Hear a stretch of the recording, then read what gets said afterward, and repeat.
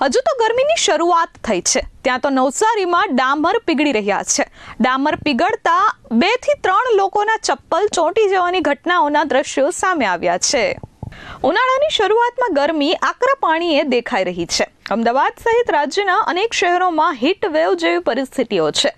ખાસ કરીને વાત કરીએ નવસારીની, તો શહેરમાં 40 ડિગ્રી ગરમીના કારણે રોડ પરનો ડામર પીગળી ગયો છે.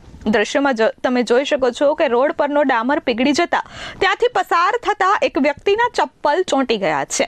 માર્ચના પહેલા અઠવાડિયામાં જ આટલી ગરમીના કારણે શહેરીજનોમાં ચિંતા જોવા મળી રહી છે. નવસારીમાં ગરમીનું રૌદ્ર સ્વરૂપ સામે આવ્યું છે. ટાઉન પોલીસ ચોકીથી ટાટા સ્કૂલ જતા રોડ પર ડામર ઓગળી જવાના દ્રશ્યો સામે આવ્યા છે, જેના કારણે ચપ્પલ અને પગ ચોંટી ગયા હતા. ડામર ગુંદરની જેમ ઓગળતા અનેક લોકો રસ્તા પર ફસાયા હતા. ફસાયેલા લોકોને અન્ય લોકોએ ઊંચકીને રસ્તો ક્રોસ કરાવવો પડ્યો હતો. પારો હજુ 39.8 ડિગ્રીએ પહોંચ્યો છે અને ત્યાં જ ડામરના પાણી થઈ રહ્યા છે. હજુ તો શરૂઆત છે. જો ગરમીનો પારો 45 ડિગ્રી વટાવશે તો શું થશે? નવસારી મ્યુનિસિપલ કોર્પોરેશનની કામગીરી પર લોકોએ ફિટકાર વરસાવી છે.